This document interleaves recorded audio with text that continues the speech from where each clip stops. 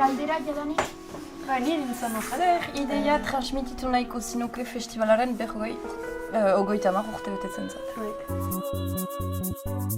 Uinen hildoan EHZ festivalaren ogeita margarren urte urreneko podcasta. Nostalgia. Ideietan? Nostalgia? Bai. Nostalgia, atxematen hiper negatibo. Da nostalgia, historia, bai. Jar afitxa zaharrak nostalgia da. Pendak bestela? Bai. Are, parantesen artean ematen. Urte betetze bat, beti... Bai, no megia. Baionan gira, asteleen iluntze bat da. Euria ari du. Mai bat erdian eta seika dira inguruan. Ahotsak entzuten dira, irriak ere. Komunikazio komisioa osatzen duten arduradunak dira. Festivalaren komunikazioaz arduratzen dira, hau da, afitxa sortzeaz eta afitxatzeaz, sare sozialak kudeatzeaz, prentsarekiko harremanak lantzeaz, sormen handiko lantaldea da, urte osoan zehar aktibo dena. Simbolo bat horretaten zenuena berba izanen da, eletako ardia eta... Horra zeitaltu. Eta bada, hor dira, eletako ardia, gero bada denetarik, Me hori berdin gero begiratuko dugu, badira, hemen dikat afitxak iduritu zinez. Hori, zer da, hau. Bai, no me arjontzen.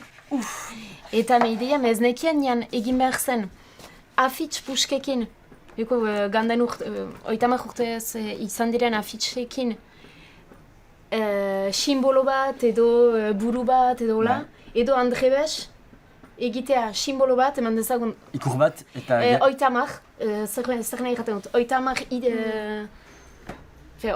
hori eta oitamakean ematea afitxapuskak ez dakit, bungero behar da, sobera egez da.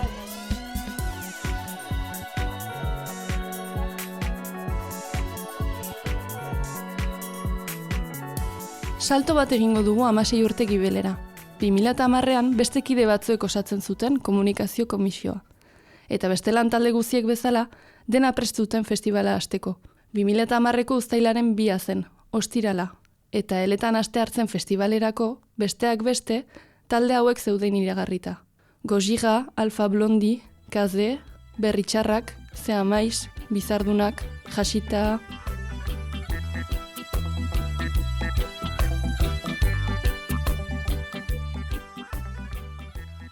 Baina gauzak ez ziren aurre ikusi bezala joan. Garai horretan Katxi eta Anton antolakuntzan ziren buru belarri. Ongi hori baniz, muntaketa aski beroa izan zen, beroa aroaletik diot, eta biziki balintza honetan egin ginuen. Eta azken egunetan, baginuen Meteo Franzen gandik mehatxu bat, tempesta bat, ekaitzaren mentura zela, eta ez zuiko ekaitza izanen zela.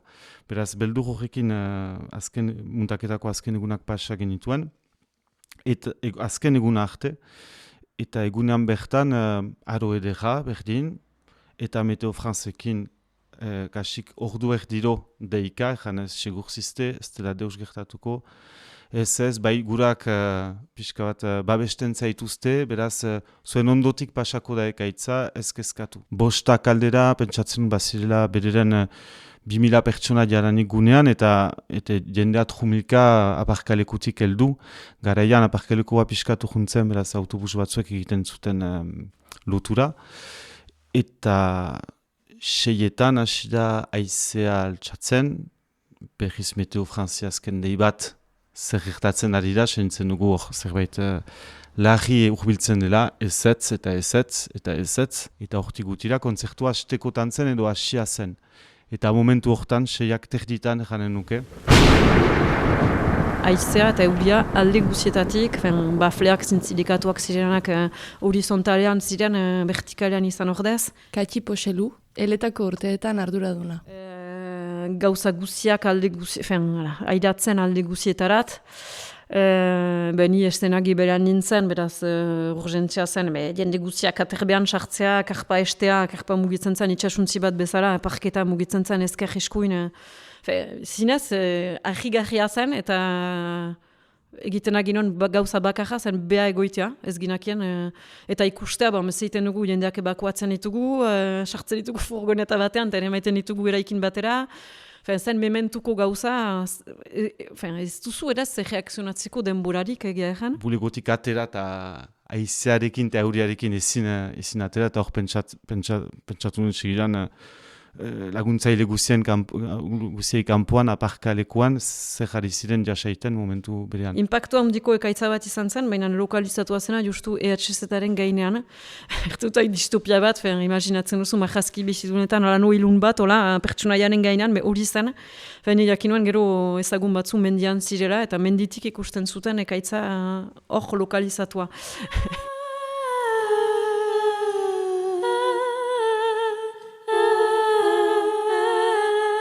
Erregelu trinketean bildu ginituen goizeko 2etan, 3etan jendeak pixka bat lana usteko eta gauzak egonkortu ziren momentutik. Horroitzen naiz pertsonalki kadera baten gainera igotzea zerbait erraiteko, jakin gabe susen zer janen nuen, eta hitzak ateratzea bakarrik pentsatzen dut emozioaren indarraz, eta zangoak dardaran, baina dardaran kasik karera mugiarazten, nik barnetik hola sentu nuen. Zer egiten dugu oraiko arazoak kudeatzeko. Beraz, antolatu ziren behiz taldeak, kanpingean eruri ziren gauzak biltzeko, jendeak, zerbait, eta ikusteare jendea sikuritatean ezagri behar bazen nora egiten genuen.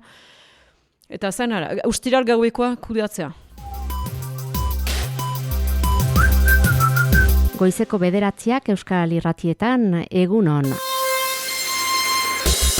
Animaleko tempestak jo zuen EHZ festivalaren gunea Bardaeletan, eta antolatzaileek bertan bera utzi behar izan zuten egitaraua. Azpiegitura eta tresneria gehiena xeatua dela jakinarazi zuten arratsean zehar, eta gaua garbiketan eta hausnarketan pasa dute. Alta, gaur goizean goiz, antolatzaileek hartu duten erabakiaren berri eman digute duela minutu gutxi, gaur eguerditik landa egitaraua berriz ere abiatuko dute eta eletako gunea irekiko dute. Gaur larun batez eta bihar igandez, beraz, Euskal Herria zuzenean festivalaren 15. urteurrena ospatuko dute eletan. Baina askotan, kolpeak ez dira manaka heldu. Eletako proposamena azkarra izan zen, idauzen mendiko zailtasunak gaindituz. 2009an, antolatzaile talde gaztetu batek, herri zentro baten hartzea proposatu zuen, eta EHZ markatu zuten gertakariak bizi izan ziren han. Besteak beste, hainbat errepresio kasu. 2009an, 4 laguntzaile gazte atxilotu zituzten, horietako bat EHZ-tako muntaketan berean. Ez ziren lehenak izan EHZ-arentzat, ez eta azkenak ere. Baina 2010an gertatu zena, berezia izan zen. EHZ egitura gisa azkarki kolpatu baitzuen. Frantziako poliziak, Matxin Oltzomendi garai hartako langiletako bat atxilotu zuen. Lokala miatu eta materiala ebatxi. Martxoa zen. Garai horietan, egia egiteko bazen represio hainitz. Kasik, aste hartetan altsatzen ginen pixkat lehenago, ean ikusteko, etzenez flikarik gure etxeazpian, erola. Exageratzen dut, ez hainbeste. Haini gertatu zaut, hola, ez da hainitzetan, aste hartetan ziren atxiloketak. Ni atxilotzen nautelarik martxoaren, 2010an, beraz, martxoan. Hor deia sentsazioa nahi dutela ala ere kolpe bat eman tresna hortan. Hor nik ala ere kudeatzen dituen gauza asko, momentu hortan.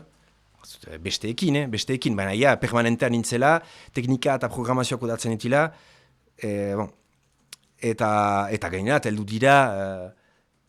dira bulegorat, ebasten dituzte ordenagailuak, adibidez hori egitea, batxi dute sosa, hori egitea ez palima da nahita ala ere kolpatzeko masina, ez dakit zer den. Matxina atxilotu zutelarik joiten zen, joiten zen lagun bat, baina joiten zen ere berarekin informazioen parte handi bat, joiten zen langile bat, informazioen parte bat berak kudeatzen zituena, baina eraman zituzten ere hainbat dokumentu, ordinagailuak, kendu ziguten hori dena, eta ez dutena itzuli. Eta zen, urgentzian lan egin ginoan, martxoan gertatu zen, martxoan 30 eta galditzen ziren 3 hilabete, EHZ-aren dako. Beraz, urgentziaz, ziloiak tapatzea eta aintzina segitzea. Horri niz, adibidez, matinen gutun biziki luze bat, kasik iduri zuen sukajarekin datzi zuela hori egin behar da, kasu honi deitu, behar duzu hori pentsatu eta bar, denei zuzendua zena. Gero, ez da ere, nik ez dut gauza handirik egin gero, bazen kristoin ekipa, batez ere, baina gero antolatzen da eta egiten da.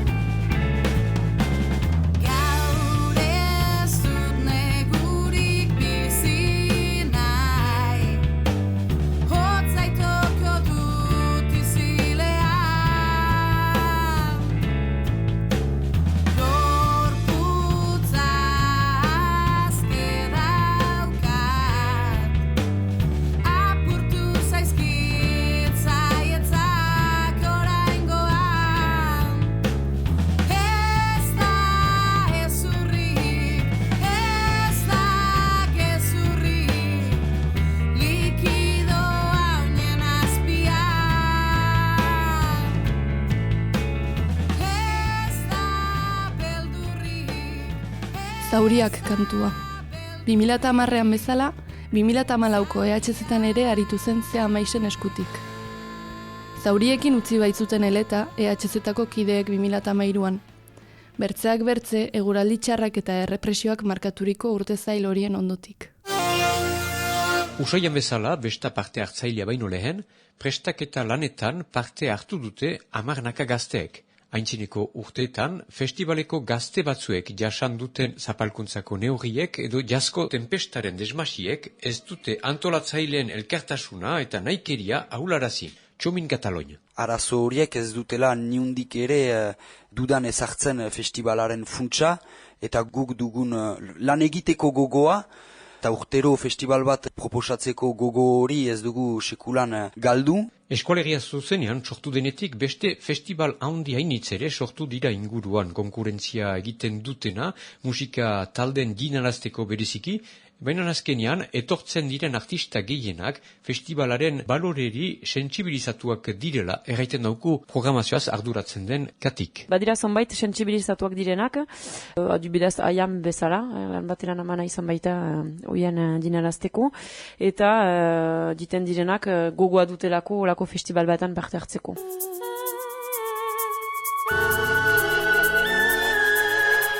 Indar berriturik iritsi ziren 2014an ahatik Lekornera. Herriko plaza utzi eta hutsetik dena sortzeko aukera emanen zuen Garroa Gaztelura eta haren inguruko soroetara. Anistasuna zirauli kultura erein zioen 2014ko afitxa urdinak. Eta edizio hark ateak ireki zizkion Hego Euskal Herriko hainbat eragilerekin elkarlanari, topatu eta EHKZak elkarlanean sortutako webtelebistari edo Brigada Ubelaren sendotzeari. Kolpez kolpe. Egunean zehar, txarangak, dantza ikusgahiak, bertso saioa, serigafia taileja edotak konferentziak izanen dira. Eta gauean, Fermin Muguruza, Jimmy Clive, Archive, Kenny Arcana, Anestesia, Willis Drummond, Euskal Herriko eta nazioarteko musikatalde ezagunenetakoak arituko dira. Baina oraingoz, muntaketa lanean ari dira 10 pertsona guneari pixkanaka forma emanez. Horien artean, Donostian festa programa alternatiboa osatzen duten Piratak taldekoak. Inakirekin mintzatu gira. Torrega laguntza azkenan EHZ ezagutzeko eta ikusteko berain auzolanean nola antolatzen duten guztia eta hartu eman horrekin ezagutzea eta beraiei laguntzea eta auzolanean lan egitea. Auzolana da festivalaren oinagia eta ideia hori garatu nahi izan dute aurtengo edizioan ere, Loretsu Bejuñan. Gai hori da urteko gaia, behaz edozein proiektutan agertzen da, artean agertzen da, elikadura buru jabetzarekin ere agertzen da, eta uso pop eta horiekin elkarlanean ere. Eta behaz normala zen gogo eta gunean ere azkartzea hori. Bizikia joginen egituratutako festivalaz lekornen.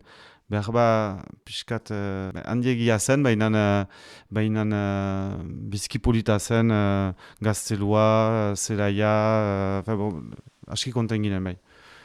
Eta gara jortan gainera proiektu desberdina initz behiz bultzatu ginituen festivalaz arago. EHZ eta musika lehiaketa nazioarteko populu zapalduen lehiaketa bilakatu zen, sorkuntzak egiten ginituen artista batzuekin. Beste artista batzuekin lan egiten ginuen piskat festivalaren eszenografia lantzeko. Kultur mugimendu azkar bat, gogo eta taldearekin ere hasten zen hor eztabaida gune zinez landu baten garatzen. Bazen mugimendu hori barnetik. Aroa alde, toki ederra, laguntzailea initz, mailgorako kontzertuak, eta 3 egunez 12.000 bat jende, espero zutena baino pixka bat gutisago, baina nalere, bilduma biziki baikorra egin dute, EHZ-aren antolatzaileek Eneko Etxegarai hauetarik bat da. Bai, egia da, bilduma biziki baikorra egiten dugu.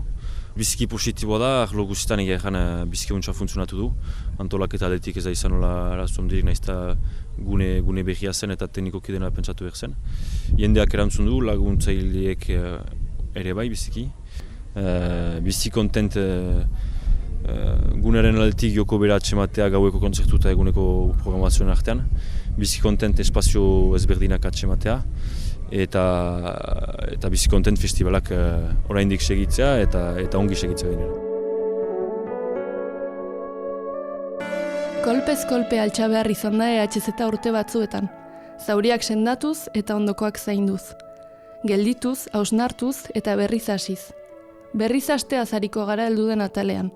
Urtero, ekainean, pentze huts batzuetatik festival bat altxatzearen zirraraz.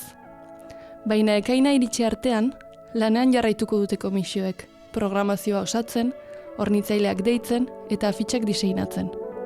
Geroaren lehen notak jotzen.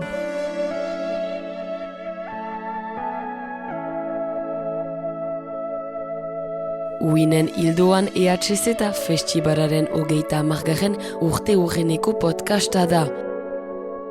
Ataluntan, Antion Lan, Katsi Poxelu eta Matinol Zomendiren ahotsak entzun ditugu. Artxiboak, Euskal Irratiak, idea originala, elkarrizketak eta idazketa Aitor Zerbietxexuri, Irati Fernandez Arbelaitz, Ana Sarria Musika, Aimar López Erasun eta Luma Irigoyen Etxeberri.